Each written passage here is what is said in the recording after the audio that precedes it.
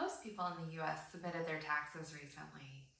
Were you one of the ones that was struggling to get all your documents together?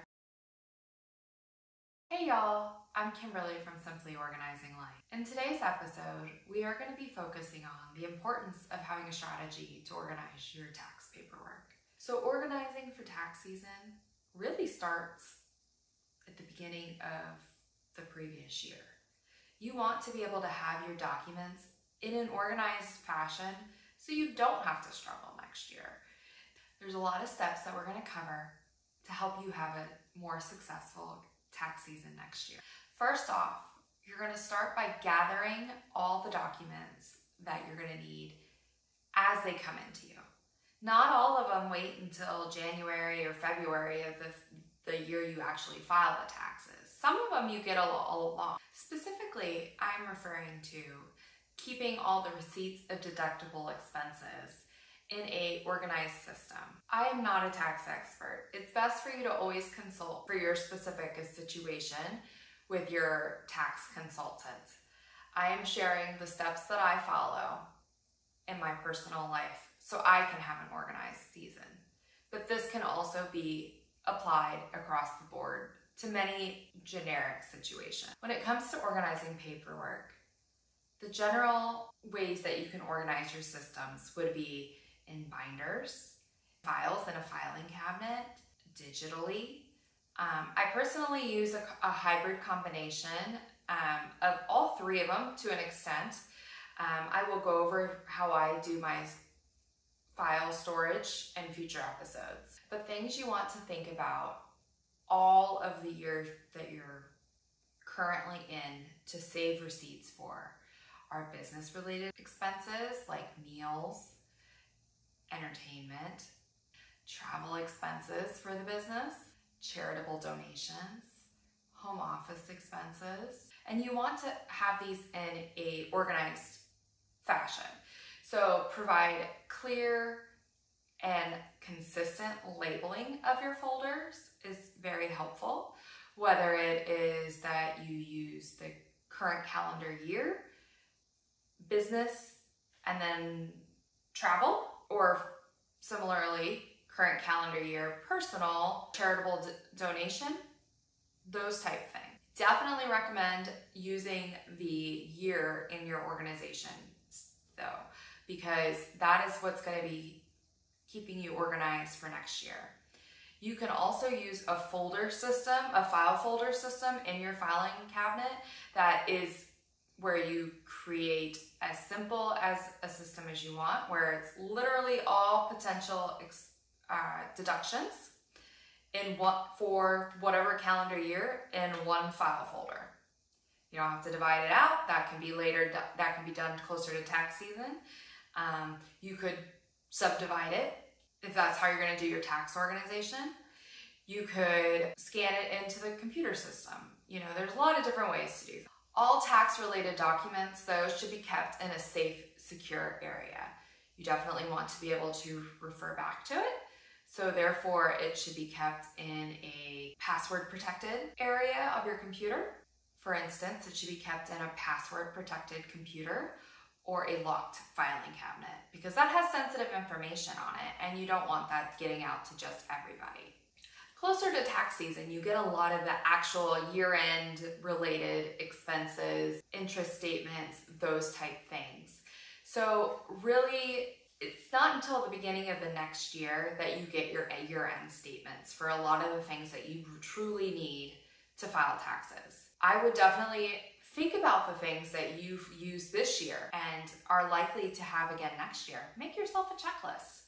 Do you have all the things that you would think that you would have? For instance, if you have a bank account that you earned interest on this year, if you're thinking you're still going to have it next year, put it on the list.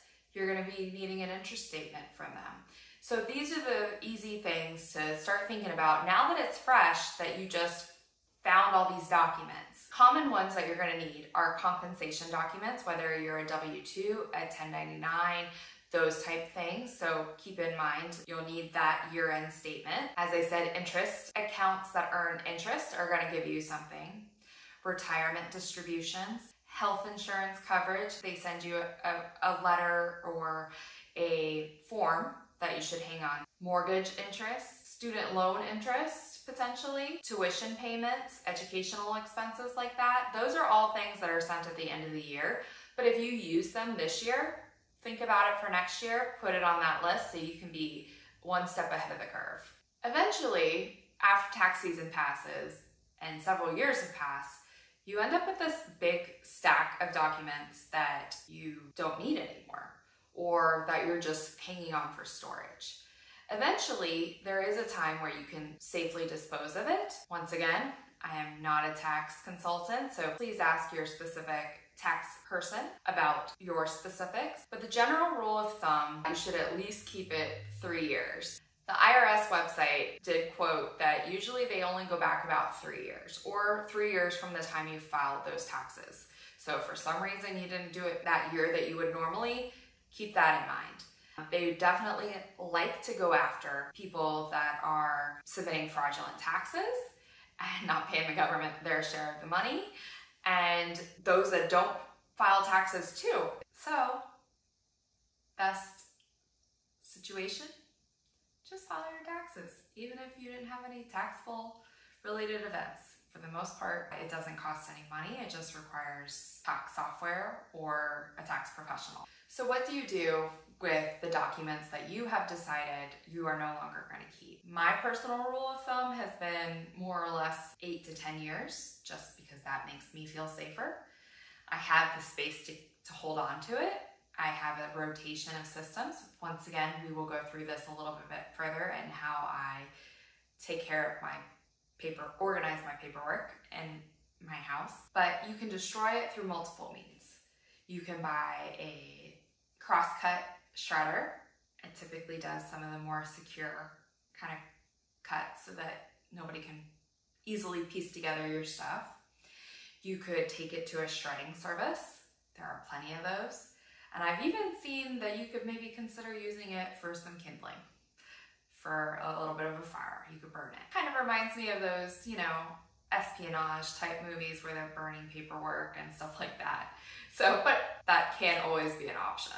The goal is, though, to make sure that it's completely destroyed and cannot be recreated, because once again, your sensitive information is on that. So once again, the goal is to keep yourself organized throughout the year so that when a tax time comes, you have less stress with it. Taxes are always stressful, personally for me, just because I want to make sure that I did everything right and that the IRS has no reason to come after me. And ideally that I don't have to pay the IRS money. So my goal is to always be at zero for that reason. I don't want to lend the government money, and I don't want them to necessarily make me have to pay more. So I'd rather pay it as I need to. Having a good organizational file system is definitely key. Once again, I will go through that, especially if you're interested. Please let me know in the comments. That definitely helps me understand what you guys are interested in and what kind of content I make more of. Being organized early allows you to streamline the process, make taxes a little bit faster, make sure you're not missing deductions, and just makes the process a little bit less stressful. So that's why starting now is important. Be prepared for next year, because tax time is just passed. Now's the time. You should only have a couple of months of expenses that you truly need to gather if you haven't yet. So you're already on the way for next year's tax filing. So as always, this channel is to help you create simple, optimized systems for your everyday life. If you're enjoying all this content, please hit the subscribe button below so you don't miss any future content. And I will see you in the next video. Bye now.